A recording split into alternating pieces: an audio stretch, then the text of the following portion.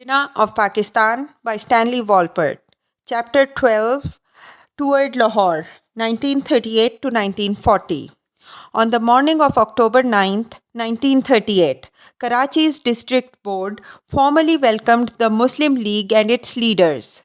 Sir Sikandar hoisted the League's green flag with its silver crescent moon and star, after which Jinnah was presented with an Urdu address on a silver tray, Karachi's key to its city.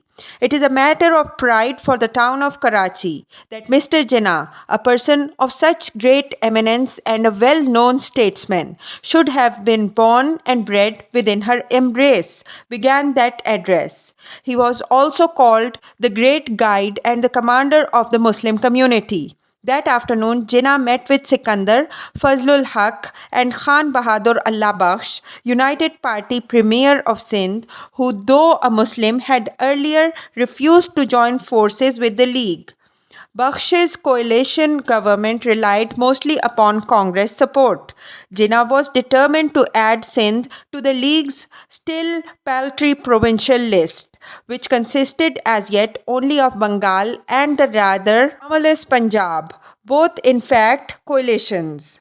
After his arrival in Karachi on October 7th, Jinnah had met with no fewer than 20 Muslim members of the multi-factional assembly, convincing them all to join the League and finally persuading, or so he believed, Allah Bakhsh to join his party as well. It was agreed that one solid party of the Muslim members of the Sindh Legislative Assembly should be formed as Muslim League Party. Jinnah reported in his irate statement to the Associated Press just a few days later.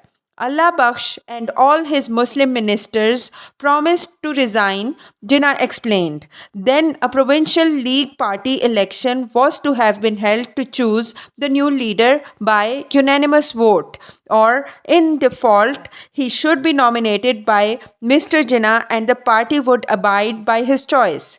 Early the next morning, however, Jinnah learned that Sindh's leader of the Congress party had wired Sardar Vallabhbhai Patel, 1875 to 1950, president of the All Indian Congress Parliamentary Board, to alert him to the League's intentions, and when we met at 11 o'clock on the 12th of October 1938, much to the astonishment of everyone, Khan Bahadur Allah Bakhsh backed out of the agreement. Shocked by such gross breach of faith in resigning, Jinnah still felt it worth fighting for, unity at any cost, and sent his closest Sindh deputy, Haji Sir Abdullah Haroon, 1872 to 1942, to appeal that night to Allah Bakhsh at home, but concluded next morning that the letter was in the hands of the Congress party. It was a most bitter pill for Jinnah to swallow. He had labored long and hard for an independent province of Sindh, since well before the first round table conference, being convinced that as a Muslim majority province it would surely elect Muslim League government. Now the Sardar, Congress's strongman, the shrewd organizational hand behind Nehru's idealistic velvet glove, had snatched this plum from Jinnah's lips just as he was about to savor its sweetness. He would never forget or forgive Sardar Patel for having cheated him of Sindh, robbing his home province out from under him at the very meeting of the League. You had almost achieved a triumph, but the dogs of the Congress have snatched from you the cup of victory, wrote Malik Barkat as soon as he heard the bad news. I have not the least doubt that the Mussalmans of Sindh will teach a lesson this traitor, Allah Bakhsh. Bakhsh was murdered in May of 1943 and his assassin was never caught. The Raja of Pirpur submitted his report in November 1938. It was published in Delhi by Liaquat Ali Khan for the League, a green pamphlet with the Muslim League's flag on its cover. Its general survey opening was obviously approved, if not drafted, by Jinnah personally. The communal problem in India has long defied settlement. It began. In our humble opinion, however, the problem is a real one, and the sooner it is solved, the better will it be for the country. The communal problem can only be solved when India is free. India can only be free when the communal problem is solved. Such a circle can lead us nowhere and will only make the country of prey to any foreign exploiter. The communal problem remains unsettled not because of the communalism of the minorities, but because of the communalism of the majorities. The report went on to list specific instances of Hindu Muslim conflict in most of the Congress ruled provinces after late 1937. Official Congress policies were blamed for destruction and harm to Muslim property and lives, though not much detailed evidence could be recorded in that slim pamphlet. On December 10, 1938, Maulana Mazharuddin Ahmad, editor of the Muslim Delhi Daily Al-Aman, proposed in his newspaper that Jinnah be called Qaid-e-Azam by all Muslims in recognition of his status as a great leader.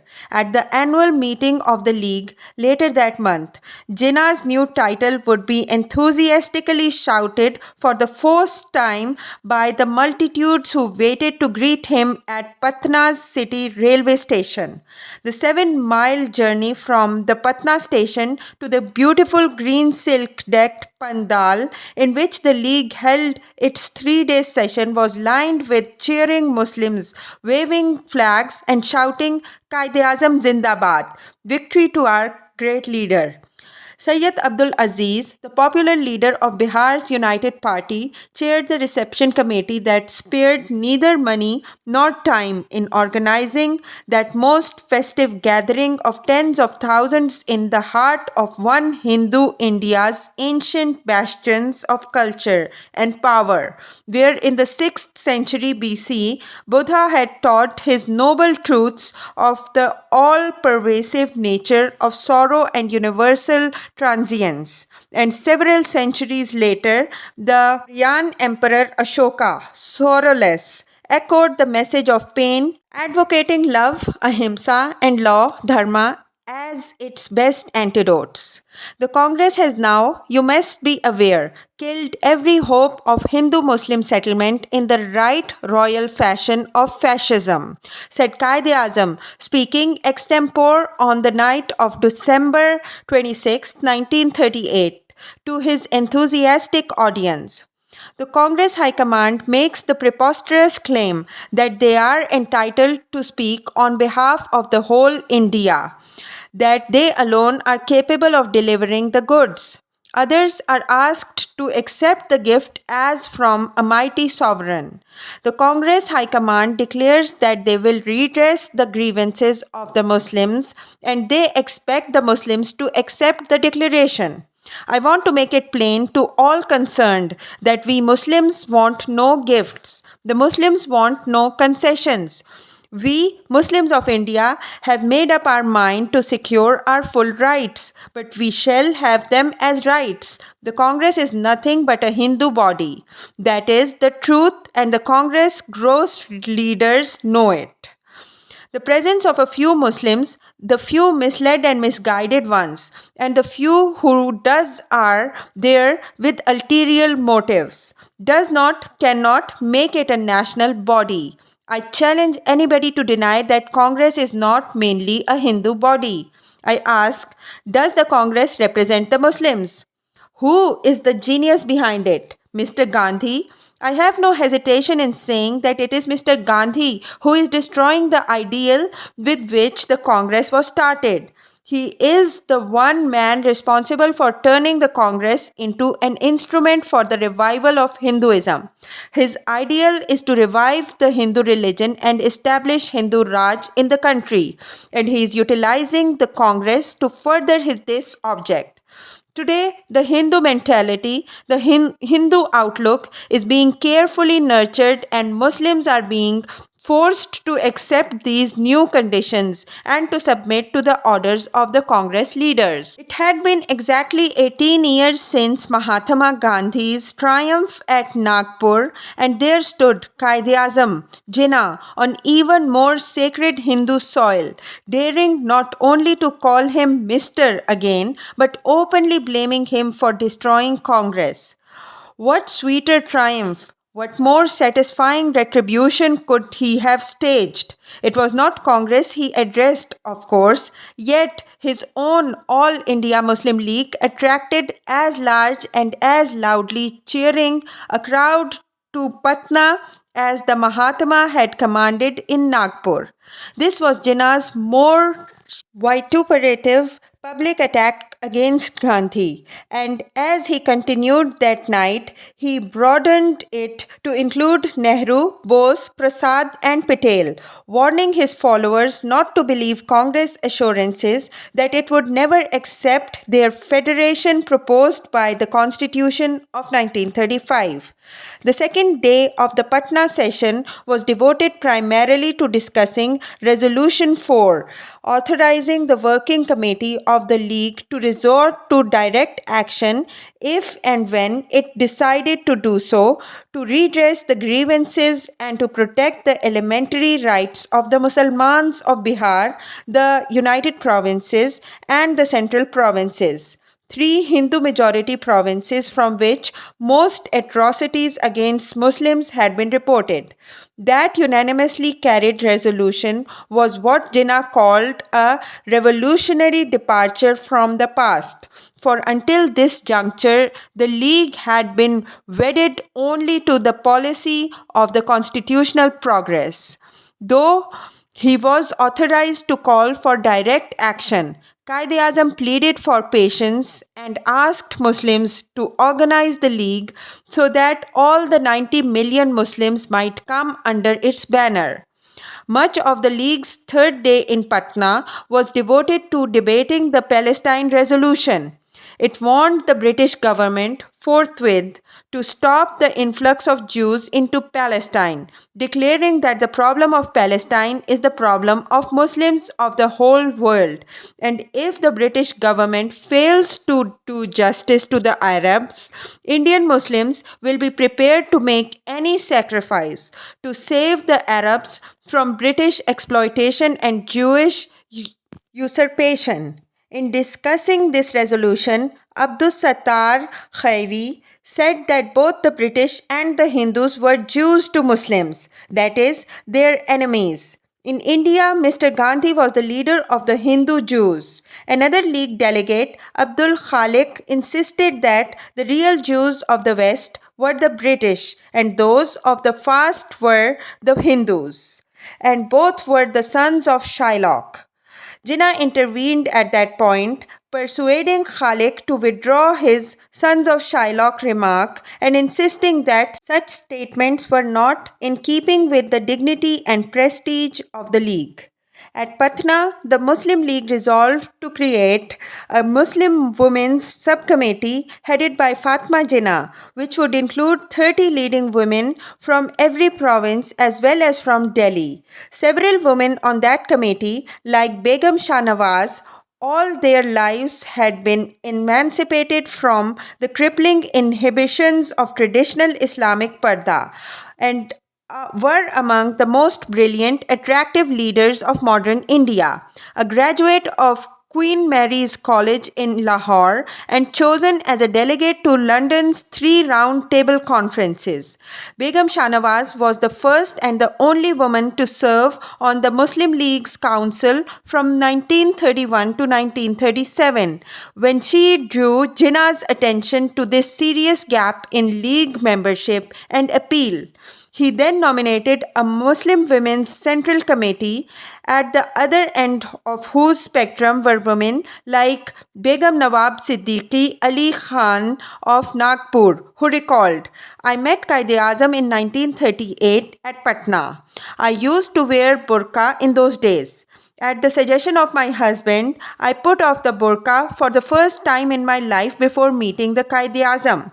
I knew that he was an extremely well-dressed person who was greatly time conscious. I had an unknown fear of him. When I entered the drawing room, my eyes were fixed on the floor and my feet were trembling. As I looked up, I saw the Quaid-e-Azam standing before me. He stretched his hand for a handshake. I slightly bowed down and shook hands. My husband was very happy to see this, as he knew that I was the daughter of a renowned Qazi and had strong religious convictions. Hence, he was skeptical if I would shake hands. Many conservative delegates at Patna protested loudly against the resolution to organize Muslim women, fearing it would put an end to Parda, which they said was sacred to Islam. Jinnah, however, intervened in support of the new subcommittee, diplomatically arguing, strict constitutionist barrister that he was, that the resolution only stated that women should be given an opportunity to organize themselves under the League in order to support it. Just as the League was becoming more unified, Congress was confronted with a struggle fear power between militant young President Subhas Chandra Bose and its conservative old guard led by Gandhi. Bose would, like Jinnah, be hailed as Netaji, great leader, by his growing army of followers, especially young Bengali students who shared none of Gandhi's aversion to violent tactics or martial action. When Gandhi decided it would be best for Congress to replace Bose in 1939 with Maulana Azad, Patabhi Sitara Mavia or Jawaharlal, Netaji opted to fight for the honor of a second term as president.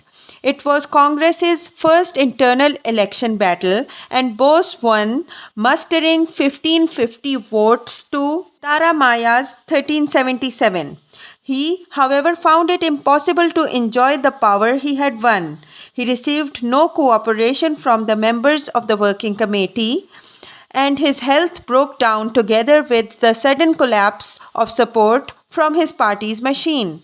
So Bose resigned and started his own radical forward bloc party.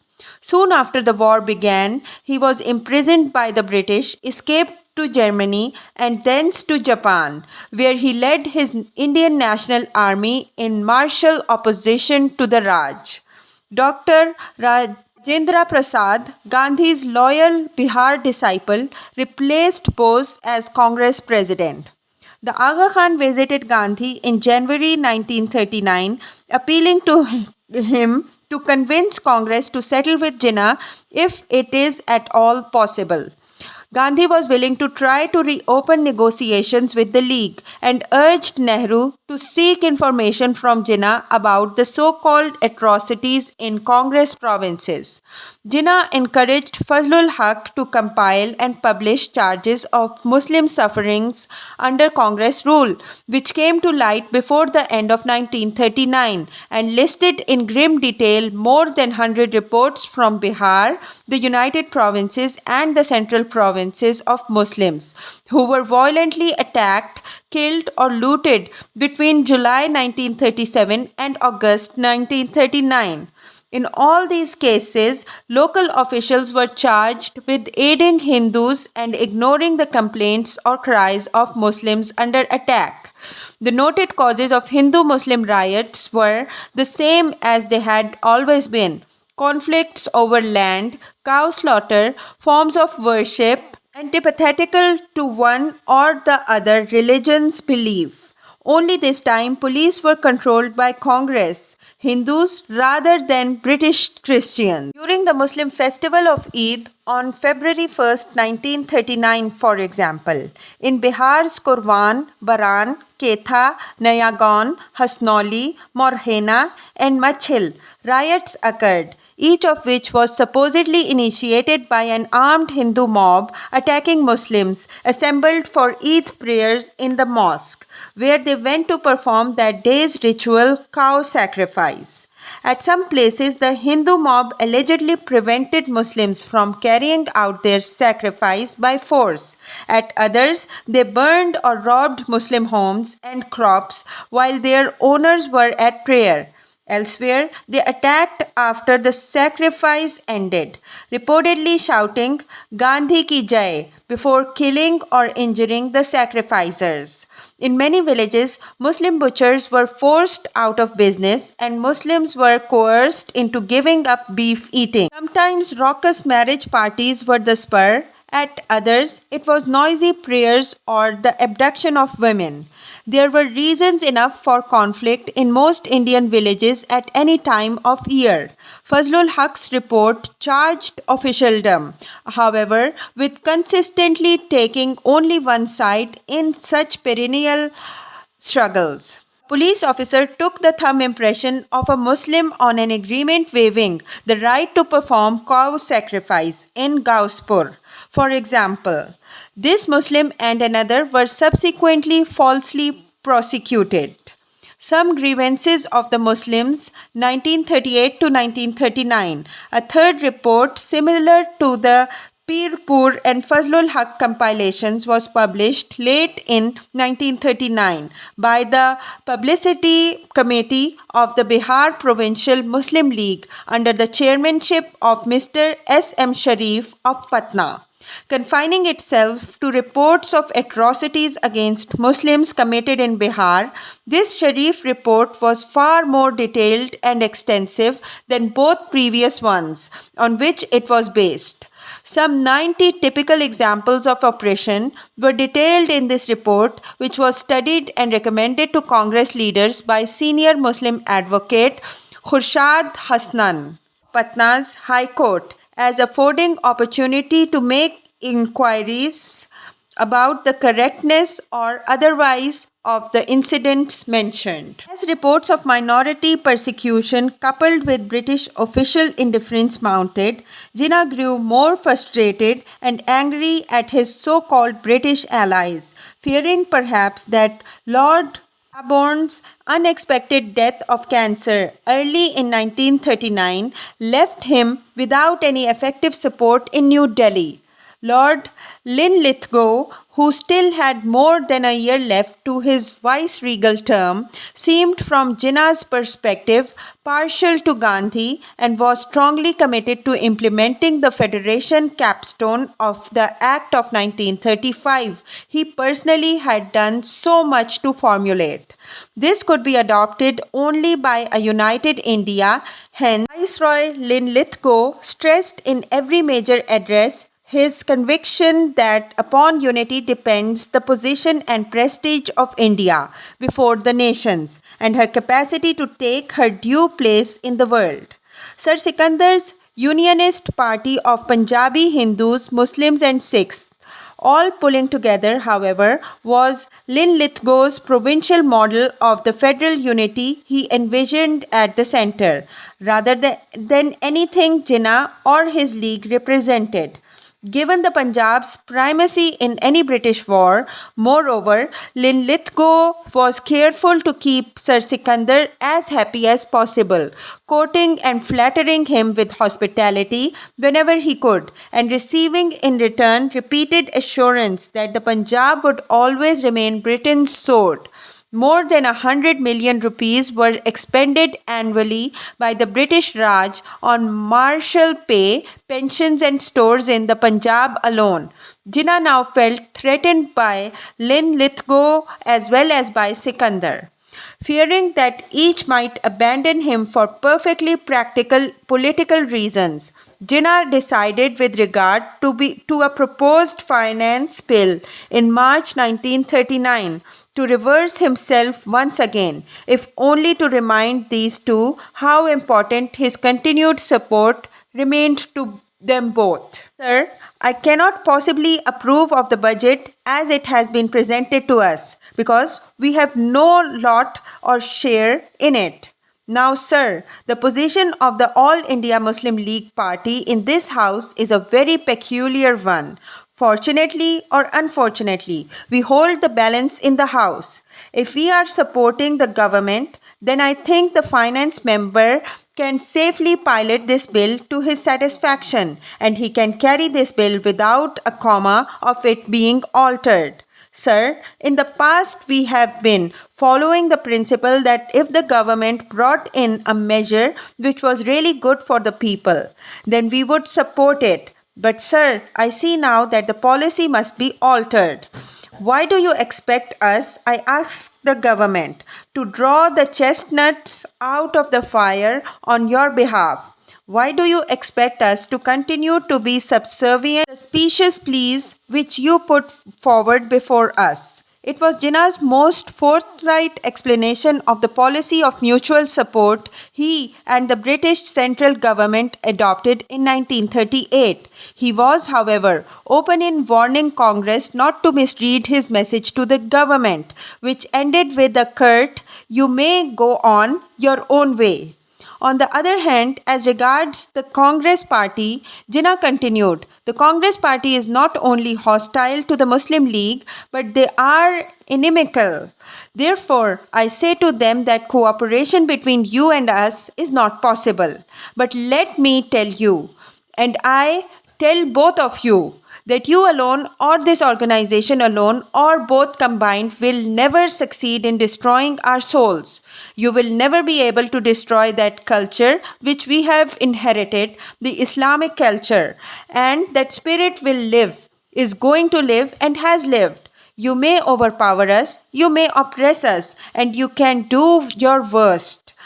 But we have come to the conclusion, we have now made a grim resolve that we shall go down, if we have to go down, fighting. At this dangerous time, Jinnah seems to have sensed his own perilous mortality as well, for on May 30th, 1939, he signed his last will and testament, appointing Fatima Liaquat Ali Khan and his Bombay solicitor, Muhammad Ali Chaiwala, joint executors and trustees of his estate. All shares, stocks and securities and current accounts now standing in the name of my sister Fatima Jinnah are her absolute property. I have given them to her by way of gifts during my lifetime, and I confirm the same, and she can dispose them of in any manner she pleases as her absolute property. He also left her his houses and their contents, his car, and a lifetime income of 2,000 rupees a month to be paid from his other properties.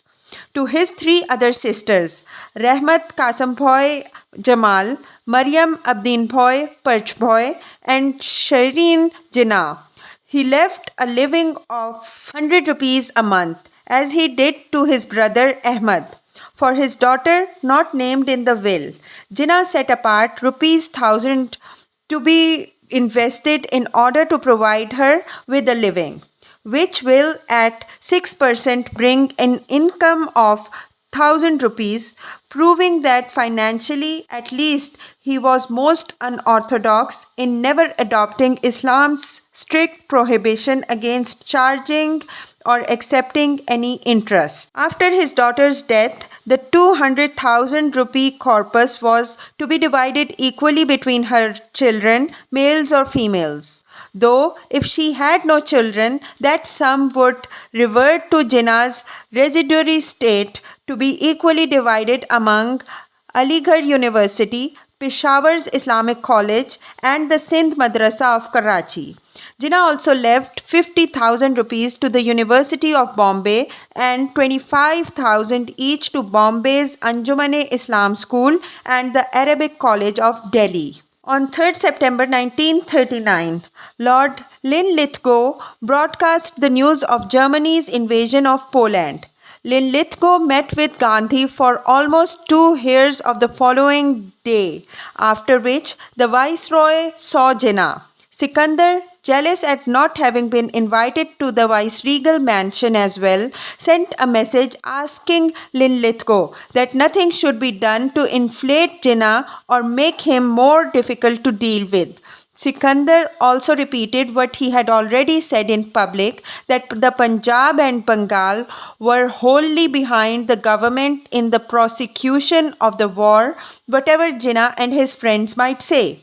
Jinnah regretted Sikandar's attempt to rush in front of his colleagues in the Muslim League to pledge cooperation and cautioned Linlithgow that Sir Sikandar alone could not deliver the goods. Jinnah appealed to the Viceroy for something positive to take back to his party to help him rally Muslim support for the war. Asked if he wanted Congress ministries thrown out, Jinnah replied, "Yes, turn them out at once. Nothing else will bring them to their senses. They will never stand by you." During this conversation on September 4th, 1939, moreover, Jinnah revealed to the Viceroy that he now believed the only ultimate political solution for India lay in partition.